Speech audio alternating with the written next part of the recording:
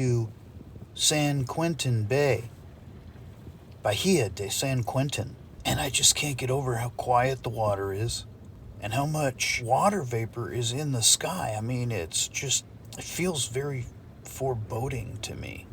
I was just putting the last bit of chain out and I could start hearing the drops. I was like, wow, that's awesome timing, because I was just totally taking my time.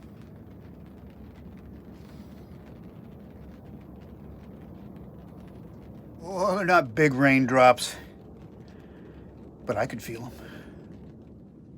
Well, it's almost sunset. Sunset's around 16:30, I want to say. Earlier when I got in, I took maybe a 1 hour nap. My body's not used to it. You know, if you don't sleep for a long time, then it's actually hard to go back to sleep. So tonight I'm looking forward to getting some good sleep, and if I can't, I'll stay another night. If I don't get 8 hours a day, it affects my personality. But there's also some weather.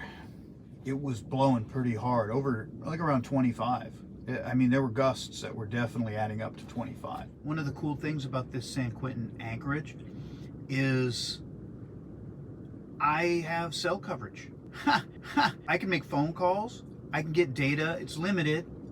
I mean, it's not screaming LTE or anything, but it's not bad. So if you're contemplating a stop at San Quintin, you'll be able to make calls and stuff. That's kind of nice. I didn't know when I was coming here whether or not that was the case. I'm a low-tech sailor. I know high-tech sailors. I meet them a lot. And I think that's great. Yeah, I think everybody has a different take on this stuff. It's just like, why does somebody camp? You know, why does somebody go up to the mountains and camp? We know how to make life a lot more comfortable. Why would we voluntarily make it uncomfortable? Well,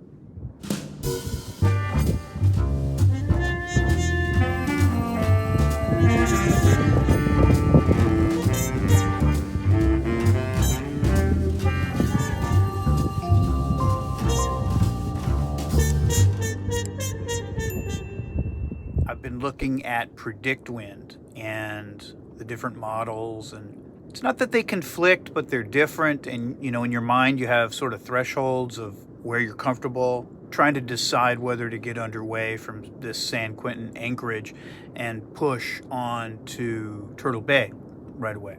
It's forecasting, man. I think forecasting the weather is a close cousin of forecasting the stock market. There's nothing here. I mean, I don't have a dinghy. I'm not going to shore, but that's okay, because what is here is time for me to take care of myself. Frog Sleep's doing great. With the new autopilot, I mean, wow, really great. Yeah, she's in great shape. And what I'm finding now is I have to take care of me. You know, even if you take small little 10-minute breaks, that's what I was doing. You close your eyes and you try to rest. It's not enough. I did 48 hours, and when I came in to this San Quintin Anchorage, I mean, I was kind of zombified. It was not near as bad as I was when Patrick and I were coming back into San Francisco Bay after the night with whales. Yeah, no. I was out of my mind. There's no way I would have taken the boat in. At that point, Brickyard Cove Marina, or whatever they call it now, there are people who have dining rooms on stilts built out over the water where these boats come in and out. I mean, they're beautiful homes. I mean, what a scene to be able to watch that. But when you've got no engine on a boat you've owned for, at that point, a year, having their cappuccino, and I'm this close to running my boat through there. Woo! Hey, how you doing? Can I have one? You got one for me?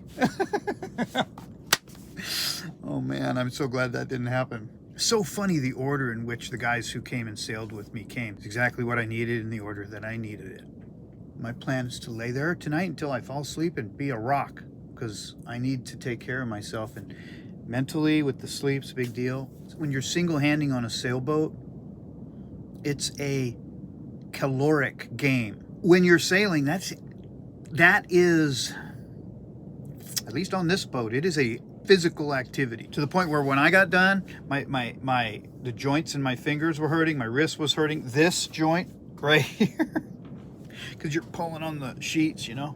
No, I am not complaining. This is not a complaint session. This is merely an observation that if you want to engage in that kind of activity, if you find that fun, well, you have to realize you're in a caloric game. Here I am. I could be here for 3, 4, 5, 6 days. How long can the storm be? You're pitting calories you brought, the calories you have, with the calories the boat requires and the weather will require of you. And it's an ongoing thing, right? So you have to keep them in balance. If it gets like this, you're going to get the shakes, you're going to become irritable, you'll get delirious. Bang! I don't know how he fell off the boat. He forgot to clip in. Clipping in, it's about your judgment. No, this is real quick. I say this not because I know something about other people's judgment. I don't. But I know something about my judgment. And when I get tired, I don't trust it. It's more important to me that I'm mentally strong. I feel like if I'm mentally strong, I can overcome whatever physical issue is going on. I think I'm staying. I don't know yet. See, it tears me up because the weather is an unknown. All we have are models. One thing that's really cool about predict wind, you zoom it out a ways and you can see the whole earth and how these cyclonic motions happen on highs and lows, and it's fascinating. I really enjoy the really zoomed out view on predict wind. I find it more interesting. I don't want to say more valuable because there's very little value in it for me. What's more valuable is knowing the micro, what's happening right now and what's going to happen in an hour or two locally. I think there's more error in that. So I can't take their models too seriously. But on the big picture cyclonic stuff, yeah, I think that's probably pretty darn accurate. You know, it's just local. How do you predict local stuff? I mean, that was the first time that I ever did 2 overnights in one passage solo. That was pretty big, man. Feel like, boy, the autopilot, man, I cannot overstate how important a good modern autopilot is. I mean, really. That was incredible. The weak link still is the wheel. It's still that little plastic motor on the wheel, but it's working great right now. There's a lot of moisture in the air tonight.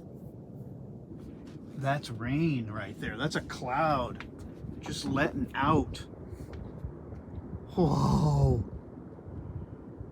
That's intense. I'm the only one in this bay right now, too. And there's no help here. So Frog Sleep's my lifeboat tonight, baby. Holy cow, look at this. That is incredible. Wow. Look at the organization. Look at that curve back. Whoa. Whoa.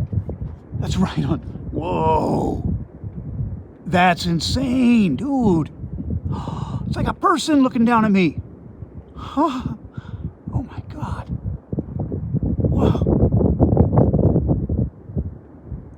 Whoa. Oh, it's starting to rain. I'm going in. Yeah, listen. Can you hear it's raining? That person cloud right on top of Frog's Leap. That is crazy. I'm the only one out here. There's nobody in this bay, dude. I'm isolated. Bahia San Quintin. Yeah. Bahia San Quintin. Well, I'm coming to the end of day 2 at anchor here in San Quintin Bay. Bahia de San Quintin. Yeah.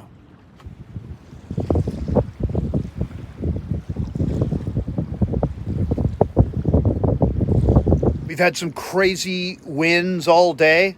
I think the highest wind speed I saw was 17.6, but I've been watching it all day. Remember that anchor bridle I put together in my backyard?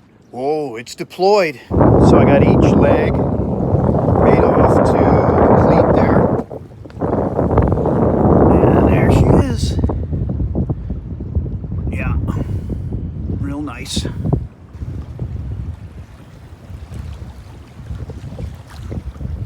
I've also got, as a backup, in case anything chafes through down there or whatever, I've just got my little rubber snubber. Rubber snubber!